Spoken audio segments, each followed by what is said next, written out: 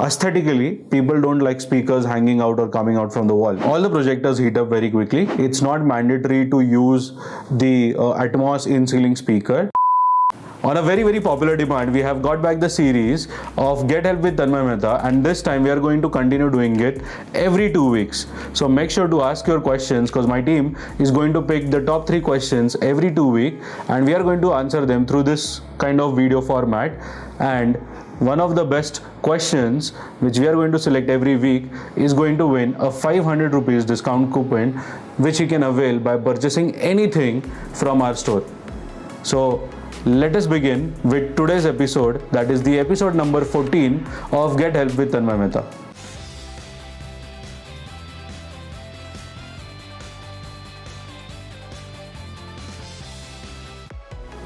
So Atharva is going to be the voice of your questions, and he is going to keep asking me questions. Over to you, Atharva.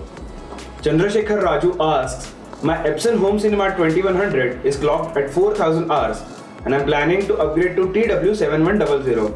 So how can I measure my current projector brightness degradation, and where can I sell my projector for a reasonable price? Okay, so first of all, Chandrasekhar, how can you measure the brightness? Well, there are lux meters available online. You can try and buy them and see the light output of your projector by keeping the room dark, having a picture which is fully white so that you get the maximum brightness from your projector, and see that value on that particular meter. And probably you'll have to keep trying it. Now that you didn't try it before, it will be very difficult to understand whether the quality is degraded or is it the same. And while doing that, make sure to keep the mode, that is the picture mode of the projector, on bright dynamic, or on a dynamic or a bright mode, so that the maximum lumens or the projector lamp will be consumed and you'll be able to get the right figure. Considering you have used it for around 4000 hours, I definitely see that you can use it for another 2000 hours. But yeah, in case if it fades out very quickly, then Epson TW7100 can be a great combination to buy. At the same time, when you try to resell this projector, I think there are very few options today to sell these projectors, which are the second-hand projectors, for any new buyer, and the popular websites like OLX Quicker can be explored to do that. So next question, Atharva. World of Cinema asks, Epson TW7100 is a LCD projector which heats up too quickly, and because of that, its lifespan decreases. Also, repairing too costs a lot. So why should we buy LCD projectors? Okay, so first of all, I think all the projectors heat up very quickly because they are lamp-based projectors, and any lamp-based projector uses a ballast to light up the lamp, and these ballasts are very powerful. The temperatures inside the projector is very high, and that's why you have got multiple fans in any projector.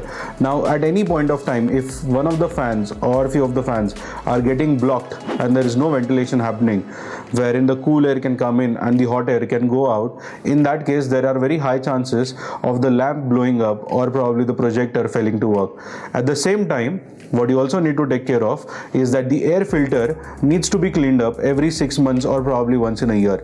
Now for the first 2 years, if the projector is under warranty, it can be done for free from the company service center, but after that also, even if you have to do it, the air filter cost is not going to be more than 1000 rupees. So try spending on that so that you can increase the lamp life. At the same time, the quality of the projector will not degrade.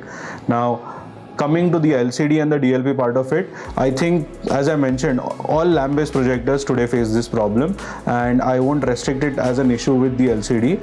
And typically when you mount the projector in an inverted fashion, that is where the decibel levels are also increased, and these decibel levels are of the fan.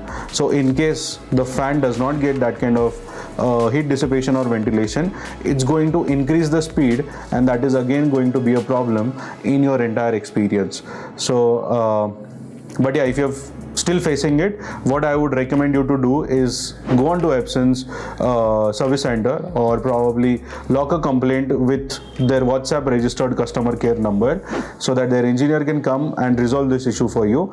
Out of all our installations of 7100, including the ones who are already using this and watching this video, I am sure you would agree that not any of you would have faced the similar problem. So yeah, I can't make a statement like that, but I hope that your problem gets resolved very quickly. Next question, Atharva. Yala Sai Kumar asks, can we use normal bookshelf speakers as Atmos speakers, or do we have to use Atmos specified in ceiling speakers only?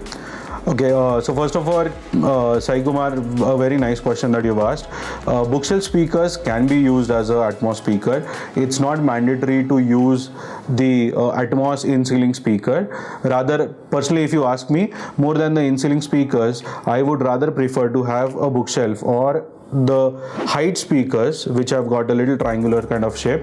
Now those kind of speakers have got a box inside, which means that the low frequency that is going to come from these speakers is going to be higher than the regular in-ceiling speakers, which does not have any back box.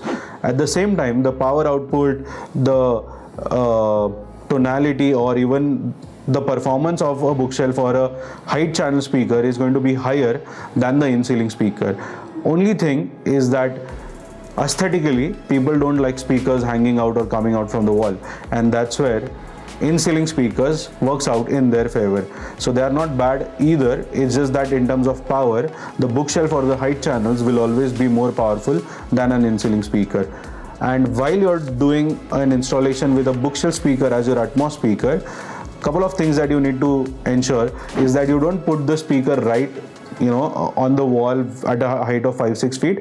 You try to take it as close as possible towards the ceiling, and you give it an angle or an inclination using some sort of wall mount so that you can angle it downwards towards your ear location. And we have also done this that you can also use it as your front height or surround height, if not in the sides. So see what works for you. But a bookshelf speaker with wall mounts can definitely be used as an Atmos speaker. I'm going to share a photo of one of our project that we did in Dehradun, wherein all the 4 Atmos speakers are normal bookshelf speakers, not even the angled or the height channel speakers, and they have been customized, rather they have been installed with a customized mount. So have a look at that, and I'm sure that you can do it too.